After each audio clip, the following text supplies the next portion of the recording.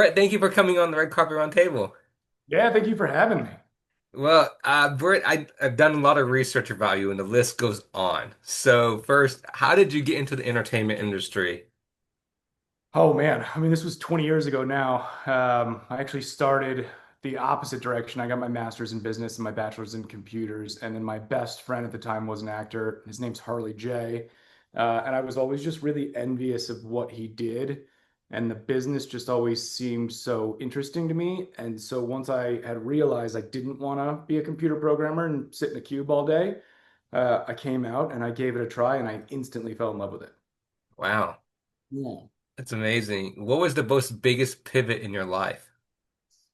Ooh, my entire life or my career? Your career, or your entire life, adding that.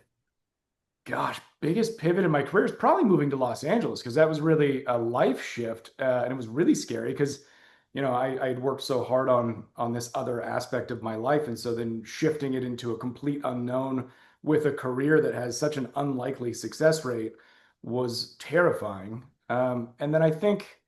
Like I kind of was working hard, had a day job, wasn't really making very much money until like 5 years in. And then I think it's once I found my groove in commercials that I started to have like financial freedom.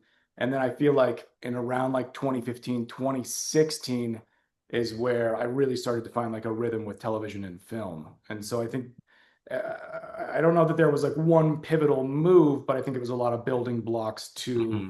a different career. Wow. And where did you move from? I lived in Scottsdale, Arizona, and so Okay. from Scottsdale to Los Angeles. And you moved from there to Los Angeles. What made you have that decision to move? Well, Harley already lived in Los Angeles, and so he had a couch that I could stay on for free.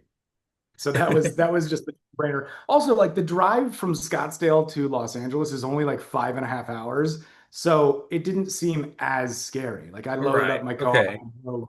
It was like a very simple drive. So I think in my head, I was like, all right, if this doesn't work out, I can just drive back. To Arizona. Exactly. Just drive back to Arizona. It's fine. My parents are still there. Like at that time, I actually was an overachiever. And so I had bought a house in Arizona. So I still had that. My buddies were living in it. And I was like, I've got a good fallback plan if this doesn't go the way I think it's going to go. And I think coming into the career with that made it a lot less terrifying. Okay. What's the most best advice you ever heard or received? Oh gosh, that's tough. I mean, I think if it's work related, it's just, to ignore all the no's. It's a career of constant rejection. Keep learning, always take classes. But my dad used to come work for this company called Discount Tire, and their owner Bruce Hawley used to say, "Dream big." And as lame as that sounds, and as cheesy as that sounds, I think like the only person that can really get in the way of like how successful you want to be or like what your aspirations are, or well, not the only person, but typically the person that gets in your way is yourself. So if you have these like big goals and big dreams and you work hard and you do all the necessary things to get there, I think that that's achievable. So I really like that one. Like dream big, have big goals. I totally agree with you. Dream big because you Yeah. go chase your dreams. Yeah, there was that saying like forever ago. I'm gonna butcher it, but I think it was like, shoot for the moon and you'll still hit the stars or something like that. So it's one of those things. You just set the goals really high, and then that way, if you don't even achieve them, you're probably still achieving something Hmm. pretty. And I want to go into your acting role now. What is your most favorite role you played so far? Well, I I mean, know you have so many. I know you have so many, but you can name a couple. Because I yeah, noticed you played with a couple of, famous actresses. The yeah. list goes on. But what was your favorite role? How was it like working with them?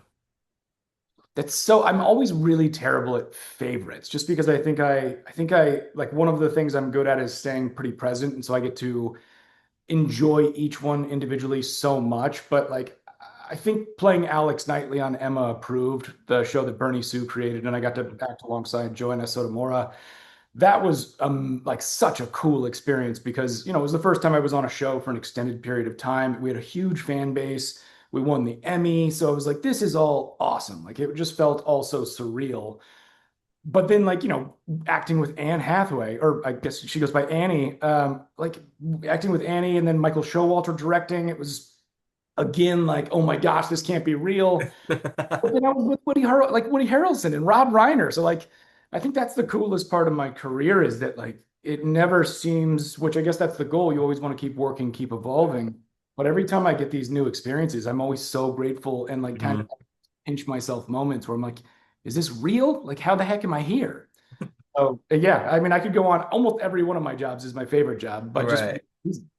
And you worked with Annie. Well, you call her, oh, yeah, yeah. you call her, I mean, you call her that, and that's her name. But how was that experience? Because she has a list of everything she's done. Oh, Amazing roles, amazing. Shout out to her. incredible. Um, how was it? I think I was like equal parts terrified and excited. It was one of those like weird experiences where I was flying from Los Angeles to Atlanta to work on Idea of You. I got a call or a text while I was on the airplane because I had like splurged and bought the Wi-Fi, and they were like, "Can you get to set right now?" And I was like, "Oh my gosh, I'm on the airplane." You're on the airplane, but when you get into town, can you come straight to set? Because somebody had gotten either COVID or really sick, and so they had to push the schedule around. And so I went directly from the airplane to set, met Michael Showalter, who was the most gracious and like lovely human, thanked me for being there, and I was like, oh gosh, I'm in this movie for like 5 seconds. Thank you for having me. And then Annie came up and introduced herself just as like a very normal, lovely person, hmm kind of took all the fear out of it because then I was like, oh, you're just a wonderful human being. And then when we got to the scene, she was so collaborative and he was so friendly. Like his direction was so great. And we kind of just played. Like we had the script, but then we improv for probably 30 minutes. I wish all of it could have ended up on screen, but obviously, like I'm not the love interest. I'm the guy that she's not supposed to date. So it was short, but it was such a fun day. And it was so cool to see her process how she works, how involved she is with every hmm aspect of it. Like she's by far not just an actor. She's got the directing brain in mind. She's got an editor's brain in mind. She has the writers. I mean, she's an all-around talented human being. And so I felt really honored to even be a part of that movie. Wow, amazing. And that was crazy that you had to go straight from the airport to on set. Oh, it's probably better though, because I don't think I would have slept very well the night before. I think I would have probably been terrified and just thinking about like, oh, I hope this goes really well. So it was Was nice this, brought into it. pardon me, was this in LA or Atlanta airport? This was I was flying from LA to Atlanta because we shot the movie in Atlanta. Okay. Yeah. Wow. And did you know it was going to be Annie on set or no? Yes, I was. Yeah, I was Okay. blindsided. Like I knew Annie was in the movie. I knew Michael Showalter was directing. I might have known some of my other co-stars, but yeah. I mean, at that point, I think it was already like public news that the movie was being made, and I think that would be really cruel to just show up on set and realize you're acting with Annie Hathaway. That would be a very big thing to drop on somebody. Well, it's amazing that you got to meet her. Yeah, And yeah. it's you're right. You can tell she's on cue. She has all the roles memorized and everything. And unfortunately, you weren't on. It didn't come out on TV. Uh, Your idea? your your role, right? Oh no, I'm definitely in the movie. Oh, okay. I'm sorry. I thought you said it wasn't some. Oh, like I mean, we improv for like 30 minutes, so only, the 4 or 3 minute. Okay, okay. I misheard that. I'm sorry. No, no, no. My guy's name is Todd, and I'm at her 40th birthday party, and I like Okay. her out and try to see if I can shoot my shot, and she very sweetly shoots me down. I apologize. I misheard you on Oh, that. okay. Thank Have you you for have you seen correcting me. have you seen the movie? Um, what is the most challenging role you taken so far? I know you've done so many, but you can name a couple. Which one was the most challenging and why? Uh, I actually talked about this in a different podcast, like a year ago. One of the roles I took, my character gets, it sounds ridiculous when you say it out loud, but I get electrocuted by a radio, and then anytime I get nervous, my voice like synthesizes. And when I had originally taken the job, I was told that I could just talk normally and they would fix my voice in post. And then when we got on set after the first take, they were like, oh, this isn't going to work. You're going to have to sing all of your lines. I am not comfortable singing in front of people. So I was terrified to go to set every day because there were some scenes where I was like singing in front of like 20 or 30 people. And so that was probably a big one where like it really broke me out of my comfort and it actually helped me career wise because then I was a lot more comfortable in most situations. Hmm. Like singing in front of a large group of people, if you're not a singer, is pretty vulnerable. So that Wow. probably topped the list for me. So are you a singer? Oh gosh, no. I still am not a singer. I say that I want to take singing lessons. I just haven't done it. And one of these days will. It's hard because you have to Oh, the vocals, like you have to raise your voice this yeah. high, this low, and it's too I, I much for me. I heard a story. I don't know if it's true or not, because you never know what's true, but I heard a story that Andrew Garfield was asked if he could sing for Tick Tick Boom. And I guess his reply was like, "How long do I have?" And I think the answer was like 8 months or something. And then he said, "Then yes." And he like went off and learned how to sing.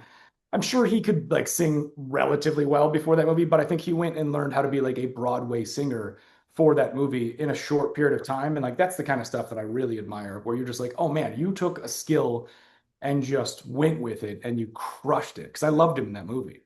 Wow. That's I don't know. I heard that too, but I don't know if Yeah, that's true either. I hope it's true.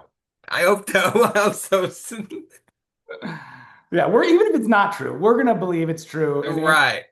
crushed it. Right. We'll just say it is. Is there a character that you played before that you would like to play again that no one knows about? A character that I played before that I would like to play again that nobody knows about. Or no one is asking you to play again? Um, I have always said that I would love to do an Emma approved movie. That's Hmm. we talked about. I think it would be really cool to do a feature.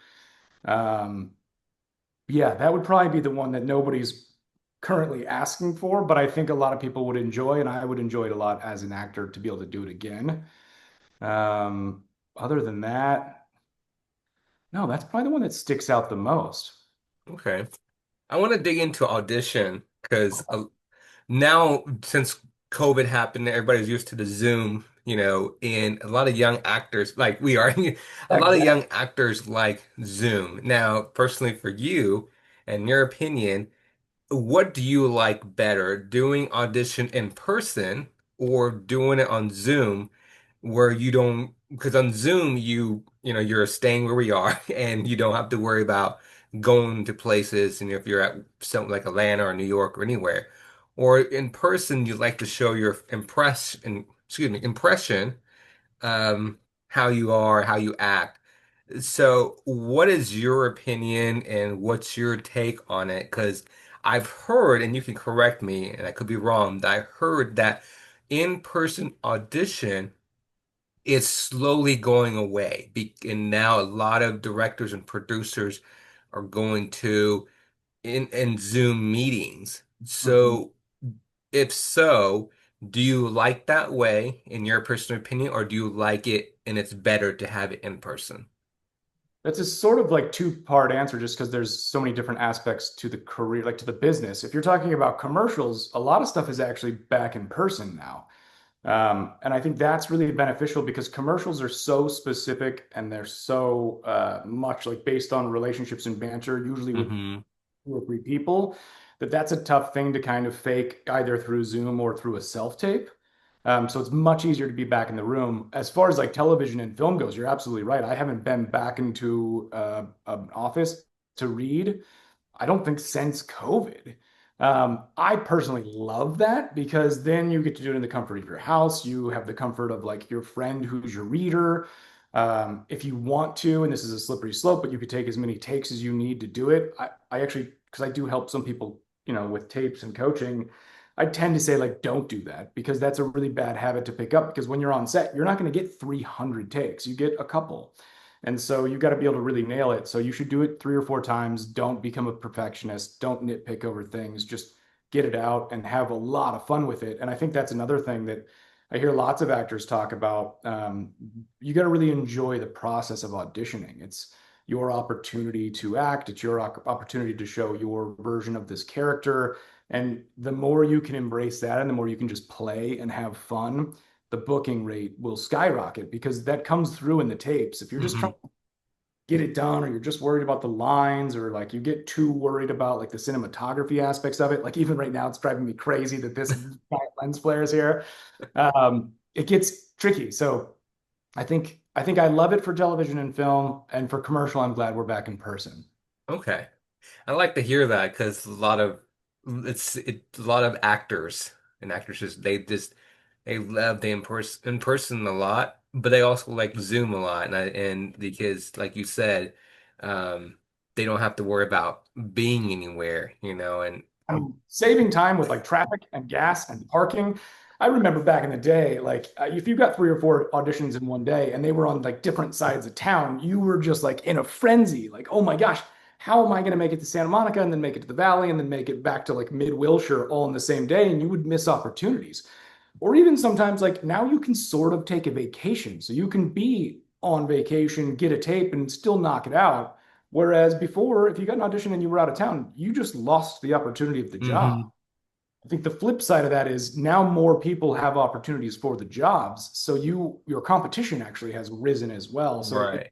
can catch 22. And I totally agree with that. I've been to Los Angeles 3, 4 times, and I've been on the highway, which I love traffic, by the way. It sounds crazy. I say that. That sounds Traffic? crazy. I do. I say that. People Nobody are loves. like, wait, you love traffic? I What was do you like, love about it's like, I don't mind it. It's like, if I think to me, real quick, traffic actually test your stress. just your Because, patience? yeah, because if you have anger problems, you can't do anything, right? You just stay there, right? Right. And it tests your patience. I It does. think that's a good testimony. That's why I like it because it's like you can test your testimony. It's like, okay, I can relax. What can I do? I can't do anything. I'm just here. This is a So, good test for like relationships. Everybody always says like with your partner, you should travel to see if you can travel well together. But I feel like being stuck in a traffic jam for an extended period of time is a good relationship test to be like, I don't know if I trust you. yes, or they bring up a conversation where you're like, okay, this is going to start an argument. And you're like, That's funny. Yeah, that's a great place to start a tough conversation because nobody can get out of the car. You're like, we're going to talk right. about it right now. Yeah. And it's like, can we not talk about this? But we have to. I was like, oh, okay. And nothing else to do. We're stuck in this car for 3 hours. Right. That's But funny. that's so true. But you're right. You have to go from point A to point B, point C, and on going to in-person audition. I think personally, the reason I say I think, but personally, you're right. And Zoom is taking over because if you're in Burbank and you have to drive to downtown LA and it's like 5 o'clock in the afternoon is rush hour, and you're thinking, okay, I have to be there by 6 and it's 5 o'clock. You're like, oh, I know for sure I'm not gonna make it. But you can do, and you're right. It's totally true that you can just get it over with. Or even So like taking it a step further, I think it gives people opportunities that, like when I first started out, I was so broke, I didn't have money for gas. And so it was like, gosh, it's going to cost me a fortune to drive to this place, pay for the parking, drive back from it. Like I just couldn't really afford it. So now I think it gives people more opportunities because it doesn't cost as much money. You just have to have, which again, it's not cheap, but a cell phone or a computer and be able to connect to the internet. And I realized that's even difficult. Like when we first, Harley and I, when we were at our apartment, we couldn't really afford the internet. So we would go to Panera Bread because they worked there. And so we would use the mhm. food supply. But again, like it does open up more doors and more opportunities for maybe somebody that wouldn't have had it. So I think that's pretty awesome. Yeah, I totally agree with you. And that's one thing I love about that you hear about Zoom And even auditions. like this interview would have been kind of impossible before because, you're in Oklahoma and I'm in Los Angeles, whereas now Yes, it is. it helped out a lot.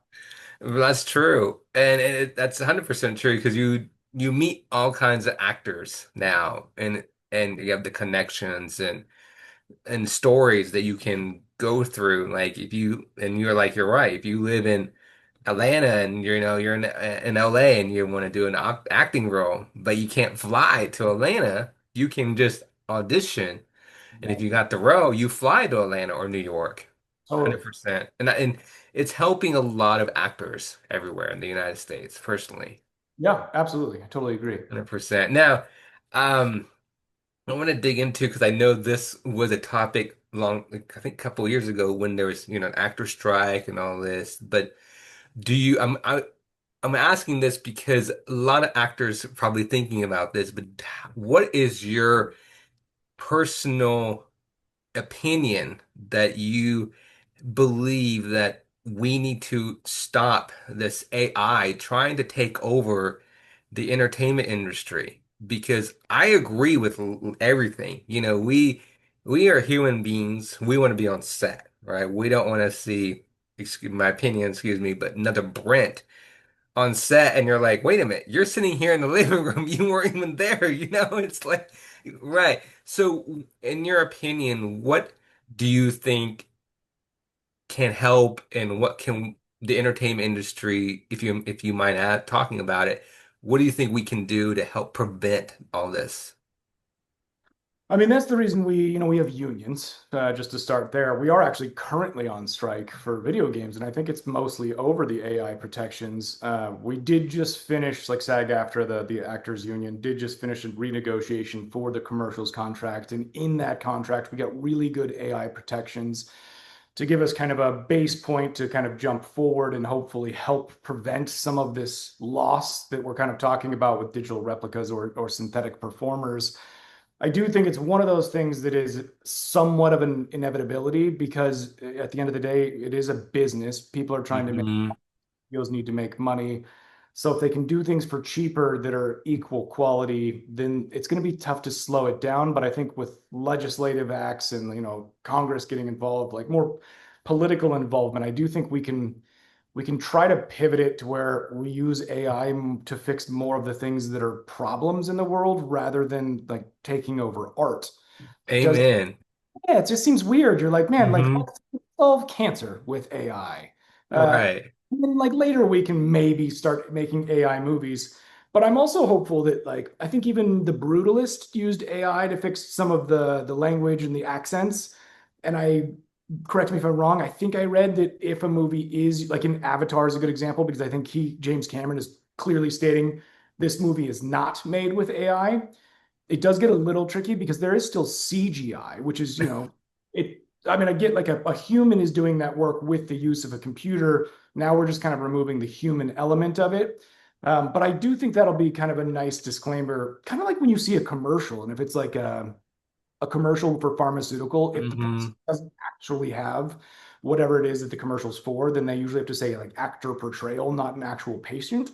I would love to see it if it's like, hey, this was made with AI, and that little disclaimer can hopefully let people know that if they want to support that route of filmmaking, they can see it. But if they also want to empower and support humans, then they can say like, cool, we're not going to go watch AI movies.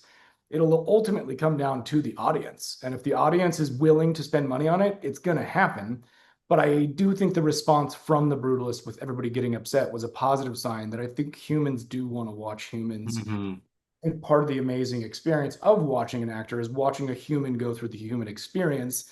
And when you find out like it's not a real person, like even with Snow White and the Seven Dwarfs, like the recent one with Rachel Zegler, she did an incredible job with the movies, like with her singing and her acting, especially since she was acting alongside nothing. Like there were no animals, there were no people except for like the few characters that were real.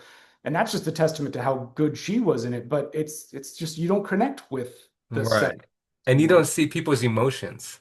Exactly. And AI can try to replicate it. Like they can try to do like tears, they can try to show human emotion, but at the current state where the technology is, you can always still tell. Like there's that little Oh, bit yes, 100%. of nuance. Once they figure that out, we're in trouble. If they can mimic us, Yes. then we're in trouble. And you're right, because we want to see the person's tears falling Yeah, you want down. to see them go We through want it. to see the anger. Or even like more specifically, like to stunt people, like the stunt performers. It's so cool watching these Mission Impossible movies because you're like, man, Tom Cruise and whatever their stunt team is really doing this stuff. If you find out it's Yes. not a person, then you're like, well, that's not boring. I mean, And that he is, does it. And by the way, you know this, but Tom Cruise, he's crazy. Sorry, forgive me, Tom Cruise, but he does his own stunts. I mean, as far as I've heard, I'm sure he has a team that helps too, but I think he does do it. Right, but still. That is crazy. That's why you go watch the movie because you're like, oh, in Top Gun, for the most part, they're really in airplanes. They're really like feeling all the G-force. Like Right. they're doing this stuff. And I think that's what makes the movie successful is because you're excited to watch it and knowing Hmm. you feel. If it's all fake, then you're just not And as. I heard rumors, don't quote me, that there'll be another Top Gun coming out. I just don't. I have also heard that. Yeah, Okay, okay. I was Top Gun 3, I think, is in the works. I'm really excited, but I'm that is amazing. I saw it. Did you see the Top Gun Maverick? Oh, I've seen it like 35 times. It's Okay, okay. I like saw it. We I can think I talk saw it like about it for six a little times bit. in the theater, and then I bought it online. I mean, I bought it on Apple TV or whatever it was on, and I think I've honestly watched it like 25 times at home. Like that movie from start to finish is like exactly why Tom Cruise is a star and is like the Right. And if you mind me asking, and we'll talk about it for a minute. What was your most favorite? Okay, no, I shouldn't say favorite, but what was your best parts of the movie? Oh gosh, again, that's so hard because it was so good. Like Glenn Powell, also like a guy that I mean, I know he's been in the business forever, and I know he's had a lot of great roles. Like even back to, I think he was like in Dark Knight for like 5 seconds. He plays like a He was in stockbroker. Twister. He was well, Twisters was I think after Top Gun, and he was incredible. Right, right. But But his character was so good. And to follow up what I assumed it was meant to be a little bit like the Val Kilmer role, like Iceman, he did it in such a unique way that was still so like truthful and good to him without like copying the original formula. So I thought he crushed it. And then like everybody else in the cast, like Miles Teller and obviously Tom Cruise and Jennifer Connelly, they all did such good jobs at delivering all of the nostalgia from the first one but still creating this really new and innovative and exciting movie that even though you knew how it was going to end and you knew Tom Cruise wasn't going to die, you still thought for a second, like, oh my gosh, are they really going to take him out? Like when the ejection seat didn't work, it was like, oh. And I mean, I think everybody's favorite part is when Glenn it was Powell amazing. shows I up. think my favorite one was when they're walking across the sand to go to the other the fighter jet to get on. Yeah, yeah. And then Glenn was like, "You got to be kidding me!" That plane. That's No, at the that's not the Glenn Powell. That was at the that very end. well, no, you're talking about like after they both eject. That's Miles Teller says like, you got to be kidding, but they're walking through the snow. Yeah, yeah. Okay, that's my. Okay, I'm sorry. Thank you for Yeah, correcting. yeah, because at that point, Glenn Powell's still on deck waiting to be brought out so that he can save the day at the end. Yeah, Yeah, you're it's right. I'm sorry. I'm sorry. You're right. Not Glenn Poe. That was my turn. But still, so it's that tough. was still that was crazy. Yeah, he was like, "You got to be kidding me. We're taking that." Or it was really funny when like he shows up and Tom Cruise is like, "What were you thinking?" And then Miles Teller's like, "You told me not to think." And then they're like, "Oh, I did tell you that." That's Like it true. was such Yeah, a good it's moment. true. 100%. I mean, that movie was absolutely amazing. I've seen like less than you, but you've seen it more like 30 something times. So, Yeah, it definitely helped the box office numbers. yeah, it was amazing. It's just absolutely amazing. You're acting, what is your upcoming roles that you're allowed to talk about? Yeah, right now I have a movie coming out. I don't know exactly when, sometime this year called oh my gosh, my brain just escaped me. It's called The Huntsman. And it's with Garrett Dillahunt, Sean Ashmore, Jesse Schramm. And it's kind of like a psychological murder mystery thriller. And I don't know where it's going to come out because they don't tell me these things, but it'll be out at some point. I've seen it. It's really fun. It's dark. It's a little different than my normal roles. And then I have another smaller role in a movie, I believe it's called Dead of Night, that comes Hmm. out this year. And that should be fun too. I get to play like a news anchor that kind of like pulls everything together and helps move the story along. Wow, I can't wait for Yeah. those to come out. Yeah, it should be fun. What is your most greatest accomplishment so far as being an actor? I mean, honestly, it sounds, so cheesy to say, but just being able to be a working actor where this can be my primary full-time, Hmm. I can make a comfortable living is already such like a big accomplishment that anything above that and beyond that, I just feel incredibly lucky and grateful for. So I think continuing to qualify for my like SAG-AFTRA healthcare and pension, and then keep doing what I love doing and working with new people and working on new movies and commercials and just being able to stay in this business, which is not an easy thing to do. No, it's not. It's not. and it's not a competition. You know, No. a lot of new actors are like, they're like, is this a competition? It's not. I mean, you could look at it that way, I guess, like you are competing for roles, but I think that's a tough mentality to have, and that makes this business a lot less fun. I think if you can root for your fellow actors, I mean, to an extent, obviously, if you're, I've been on tests. I mean, like I don't know if you know how this works, but a lot of times when you're auditioning for a network show, if you're auditioning for the lead of it, you go through the whole audition process and then you go through like a network test. And so sometimes you're sitting there next to the other person that you're like, it's either me or you. Like you are competing, but I think if you take it to like a toxic level of competition, I think it's just a detriment to yourself and to the business. There's got to be some kind of collaboration and understanding that there's enough work for us. 100% true. Yeah. Do you have any funny or interesting stories behind scenes? Any funny or interesting stories behind scenes? I mean, sets are such a weird place because you do spend so much time with these people. It's like, 14 or 16-hour days that you become like this mini family and you learn so much about other people so quickly because of that, that you almost do feel like at the end of it, like you're a family, which is so odd to say because sometimes you've only known each other for a week, but you're like, it's been, I've been with you every minute for the last week. So I'm sure there's got to be some funny stories in there. I think like funny stories just from the business. I remember at the beginning of my career, I was auditioning for this horror film and you had to like peek through a hole. And then when you were peeking through it, like a monster came and ripped your eyeball out. And then you fell on the floor and you were in agony and pain. And I was listening to all the guys going before me and I was so terrified that I was like, I can't do it. And I just left. I, I was like, I'm too embarrassed. I can't do it. And then I think that was why also when I had to sing on My Synthesized Life, that helped because now in auditions, I'm like, if you want me to do something, I'll do it. If I'm gonna look stupid, like we're all both on the same page that I look stupid, but at this point I've got no shame. That's absolutely amazing. Do Yeah. you do you have any hidden talents that nobody knows about except your family or friends? No, I wish I did. I mean, I think everybody knows because it was on my Instagram, but I can solve a Rubik's Cube pretty quickly. That's like a weird, quirky thing. But no, I don't think I have any other like fun hidden talents. I'm very boring. Do you have any siblings? I do. I have an older sister. Her name's Brooke, and then I have a niece and a nephew that are obviously her kids. Boys are And is your oldest sister, in the entertainment industry? no, I'm the only person in my like entire immediate family that went the entertainment route. My sister, teaches at a high school. She does yoga.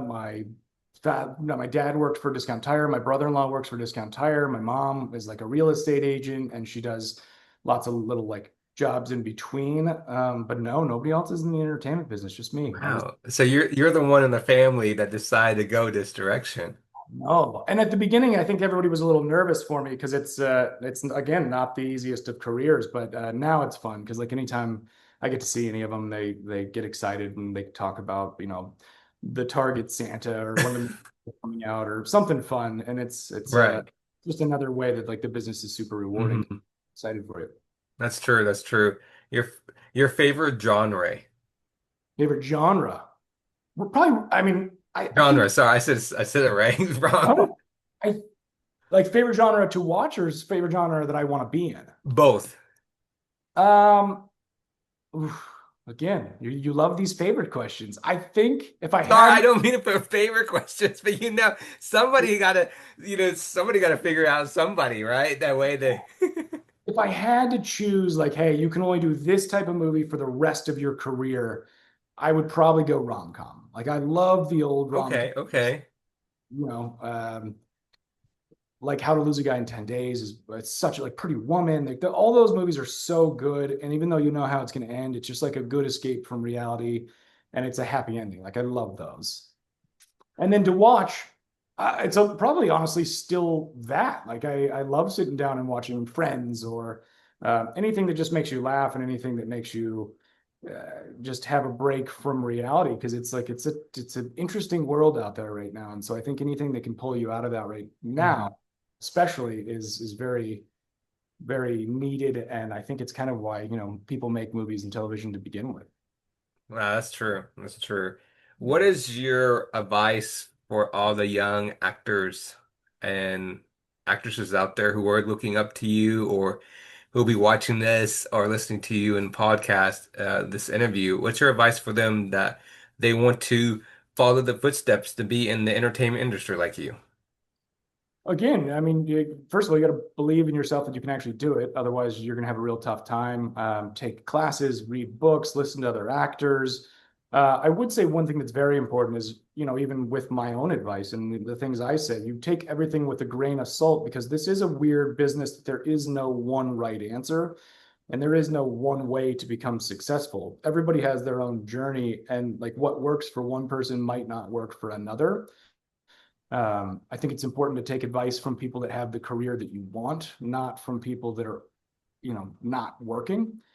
And I think just, classes, study, say yes to every opportunity, do good work, take it serious, be professional, be on time, learn your lines, and be like a person that is grateful when you actually make it to set. There are a Hmm. lot of people that they can't wait to get a job, and then when they get a job, they can't wait for the job to be over. And I think that's sort of a confusing point of view because if if all you're trying to do is get the next role and that's all you're ever worried about, then I think you're missing half of the fun. So once you're on set, I think really take it in and enjoy it because the amount of time that you're on set is much smaller than the amount of time that you're trying to get on set. That's true. 100%. I You can totally also agree. save all of your money. This is a brutal Yes. business with like ups and downs, and the last thing you want to do is have to get a job so that you can pay your rent, because it adds a whole other element to it. So Hmm. job that gives you a good chunk of money, you put that in your savings account and you use that for those periods of time where you're not working as much. And keep the courage and keep going. Totally. Right. And this is, it's fun in the entertainment industry. 100%. It's a lot like gambling because you really are. It's like every audition's like a lottery ticket. And I mean, some of them are huge lottery tickets. And if you win, you're so excited, but you want to be that person like wins the lottery anonymously and like puts their money into like high interest savings accounts and like buys a couple modest Hmm. homes and like really is responsible. You don't want to be the person that like wins the lottery and then goes bankrupt 3 years later. Right. That's true. You don't want that to happen. No. I agree. Now, people want to know, I don't want to put favorite, but is there a team that you cheer for or NFL team or basketball team or college team? Oh gosh, I am the world's worst like human when it comes to sports. I mean I used to love the Suns, like the era when it was like Charles Barkley, Kevin Johnson, like that group was my favorite. But I don't watch a ton of sports. I'm kind of the person that checks in for like the World Series or the final aspect of it. I don't usually watch along the way. And I don't know why that is. I was always the type that wanted to play sports. I didn't ever really want to watch sports. So like I love going and playing golf. I used to play baseball all the time. I played a lot of basketball. Hmm. Just recently got into pickleball, which is insanely addictive. But I tend to do more of the playing rather than the watching. Okay. You like to play instead of just Yeah, I think one of my buddies did tell me, he's like, hey, if you ever want to really get into football, he's like, join a fantasy football league. And he's like, so if you can introduce that element to it where there's like a little bit of like strategery and like betting and come like team sports where like you're playing against people, he's like, right. you'll fall in love with the game and you'll learn it really fast. He's like, otherwise, if your like parents didn't watch sports or your siblings didn't watch sports or your friends didn't watch sports, then there is really no reason you'd be into it. And weirdly enough, like my dad watches sports from time to time, but he's not like a diehard sports person, and nobody else in my family is either, which is so I don't know how that happened. So it runs down the family genes. It does, yeah. I just like took after my family, so if they didn't like it, apparently I don't do it either. Wow. That's amazing. Do you have a favorite sports team? Are you a football guy? I love football. Okay. I mean, I think Uh, America loves football. I'm definitely the outcast here. oh, well, I love football, I love basketball and baseball. I'm a Yankees. I'm actually a Los Angeles Dodgers fan, not a Yankee fan. Sorry, Dodgers I was fan. quite the slip. You are now canceled as a. Yeah, all the LA fans are like, wait a minute, what did he say? So I'm a Dodgers fan. That's I've been a Dodgers fan for a very long time. very cool. So I love it. Yeah, it's yeah. Nice. So basketball, there's so many teams to keep track. It's Oh, so in LA in California area. So I just cheer yeah, because LA has the Clippers I mean sorry, and the Lakers, and so you're and just then like, San Francisco. Oh, and then you have Sacramento, and then you have Golden State Warriors. yeah. I mean, it's like if we're going like to the whole state of California, you really could go any direction you want. So I get why we got a lot of rivalries. California is huge. Yeah, there's so many. They're like, oh, I'm a basketball fan. You're like, oh, what team? Oh, Golden State. Oh, you're okay, San Francisco. Okay, and You're it's like, like, that's so you lose track. And it's actually to me, I love sports because it calms me down. so interesting. I That's so mean, most of the people I know get like really riled up during sports, and like that's when I they mean, yell. I do too. I guess if it's football and it's really close, your team is going, you're like, go, go, no, no, what happened? You're like, yeah, and then you get a little, I mean, but baseball, I think for me, it's more calming because it's like there's no tackle, there's no crazy, just, but I think it's kind of, this sounds horrible to say this, boring because I'm sorry, Dr. I'm not so horrible. My answer is now not seeming so bad. I think you've But really put when yourself you're in a bad sitting direction. in there in the stands, I Yeah. mean, I guess when you're just watching the pitcher throw the ball and the batter misses and there's no bats and you have all these players. Okay, sorry, this is so bad. Baseball fans, please forgive me, but I am telling the truth that you see them on the field and you see the players on the running pad, right? And you're just waiting and you're like when you see a player on the batting pad. I'm a type of person's like, I'm cheering for the team, but please hit the ball because there has to be some action going around. But all you hear is like, strike, you're out. And it's like these players are still on the field and it's like no home run. But What if it's a no hitter and you get to watch like one of the rarest things that happens in baseball? right. But when you see a home run, everybody goes crazy. You're like, You're like the guy that goes to NASCAR to watch the crashes. probably, but I'm not a Like, I don't want to NASCAR walk person. people around in circles. I want to watch a crash. Yeah, I'm not a NASCAR person, but baseball, it That's sounds fine. horrible. I'm sorry, baseball fans. LA fans, I know I'm a Dodgers fan. I'm sorry, but I love baseball, but I have to Only when they're see hit. action, right? Gotta see something going on. See, and I would say like I don't necessarily love to watch sports at home, but if a group's getting together, I love to watch the game. I like usually have a Super Bowl party and then Hmm. also go to a game. I love going to games because I like the whole experience where you get to go get a Dodger dog, you have a beer, like it's usually beautiful outside in California, the stadium's cool, everybody's excited. Like I like that aspect of it. Right. I won't do it by myself. Did you watch the last Super Bowl? Am I asking? I did. I am now because it went in one eye and then out the other back of my head, I guess, because I don't remember exactly how it went down. If I remember right, it was a blowout, wasn't it? Yeah, I was very surprised. Yeah, it was like an unexpected blowout. It was the Chiefs versus The the Eagles. Eagles. Yes. And I think everybody thought Mahomes was going to like bring this amazing performance and I he still think he can. I was just very surprised that it was a blowout. I it was it was even as a person that like doesn't watch sports that much, I obviously know who the Chiefs and Mahomes are and Travis Kelsey. And so I was like, oh gosh, I uh, wonder what happened here. Like, why is this such a bad game? And I don't know if yeah. maybe they thought that they were going to win, so it was just That's true. or what. But yeah, I was shocked, but I was excited for the Eagles. That was Yeah, cool. I was very surprised. It was amazing. It was mind blowing.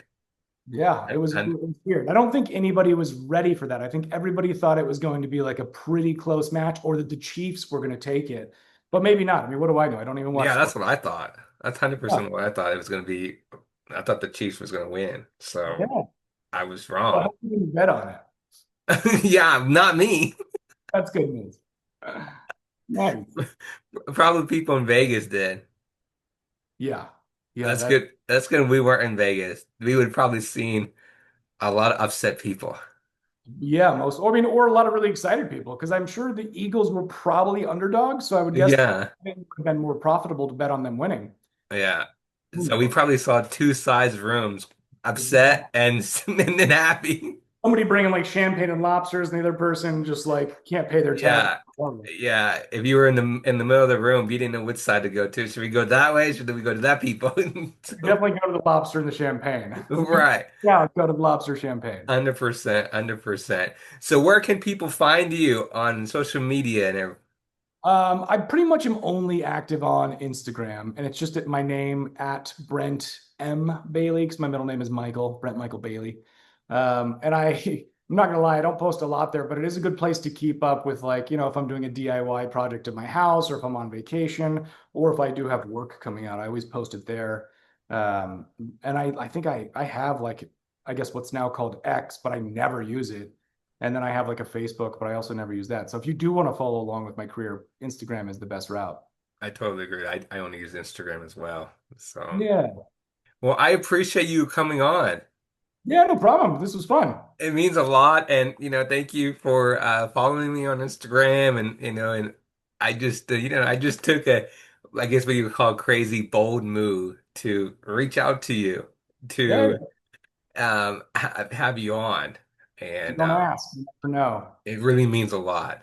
You can pretend I know sports. Wayne Gretzky, right? Didn't he say like all the shots you never take?